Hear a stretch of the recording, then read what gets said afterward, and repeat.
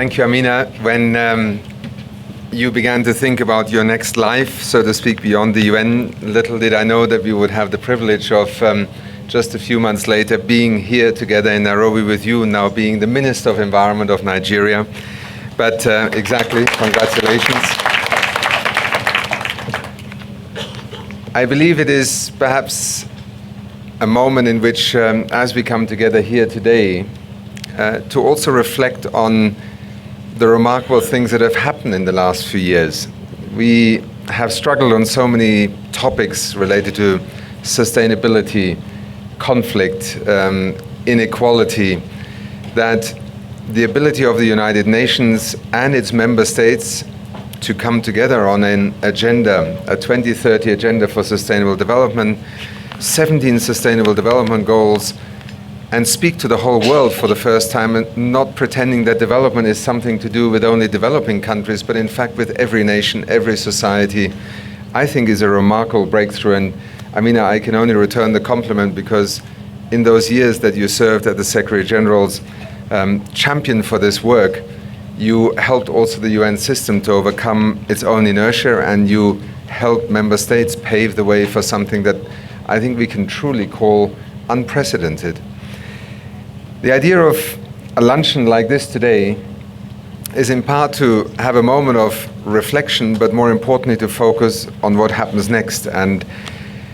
let me begin by again saying, whatever terminologies we may use, in 5 or 10 years' time, it may be a pink economy or a, green and blue economy. I've always been very keen to make sure that we don't get stuck with labels, and also begin the journey always by looking for definitions, because also what we are launching with you today, the inclusive green economy, the uncovering of pathways, was a title very deliberately chosen. Anybody who today would sit, whether in a UN institution, in a national government, in a university, and say, I have the answer, should be doubted, because quite frankly, no one has all the answers.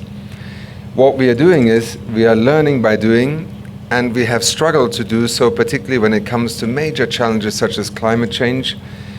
But what we're also forced to do is to begin to do things while we are still figuring out how exactly we're going to do them. When UNEP set out on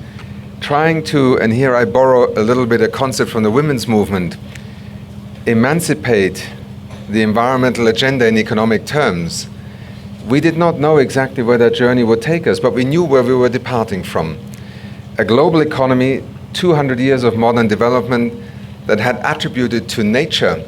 essentially an economic value of zero. And in an economy, in a society where so much is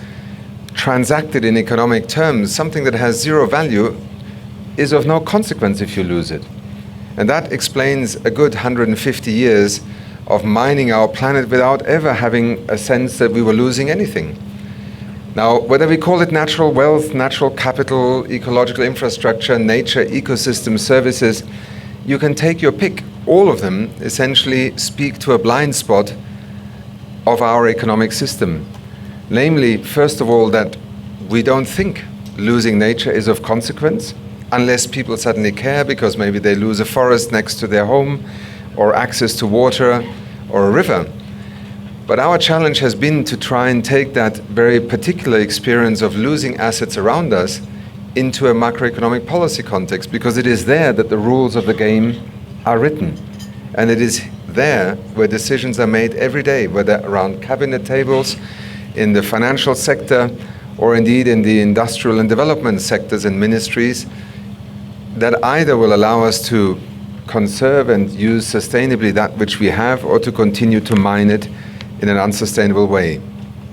The work from trying to put valuation on the agenda through to then the Green Economy report that just said, let's go out and look how our countries, communities, cities, sub-regional authorities actually trying to make a more sustainable economy happen, was for us the greatest surprise, because after having shown what an extraordinary value ecosystems represent to us in economic terms as well, and let me emphasize that, by looking at the economic value of ecosystems and biodiversity, we don't negate either their intrinsic value or any other value, spiritual, religious, social that we hold. But what we do is we broaden the definition of what value in our society can be understood as. And as we then looked at how countries were beginning to make very different choices across the world, what policies they were putting in place, we came up with the Green Economy Report, because it was nothing but an amalgamation and a collection of extraordinary stories already being undertaken. There was no new economic theory born, and to those who sometimes look at the green economy as perhaps an ideology or rooted in one particular form of economic paradigm, let me challenge you and say, wherever you operate and in whichever economic system you actually transact development, rarely has nature really been recognized for its worth, and rarely have any of our nations succeeded in addressing the issue of sustainable development in a way that we now are committed to. The issue of finance remains the next frontier. In a world where virtually no country, in terms of its public budget, accounts for more than 15 to maybe 25% of national GDP, 3/4 of everything that happens in our economies is transacted beyond the coffers of government, and therefore beyond the reach, at least in fiduciary terms, of public expenditure. If we're going to put those 15% to work in the direction of the SDGs, and the other 85% are pulling the economy in the opposite direction, the result is self-evident. So understanding finance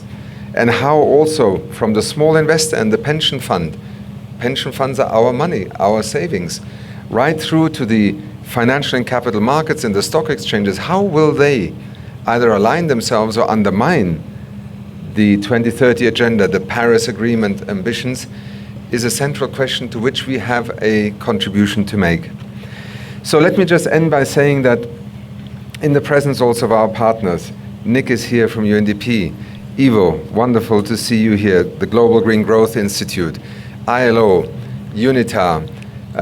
all our partners who make up, in the first instance, the Partnership for Action on the Green Economy, with two governments with whom we actually sat in an empty hall in Rio at the Rio+20 summit and started to say,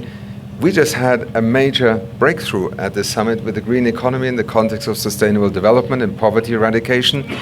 being acknowledged to be a central part of the strategy. You were part of saying, okay, then let's try and do a startup,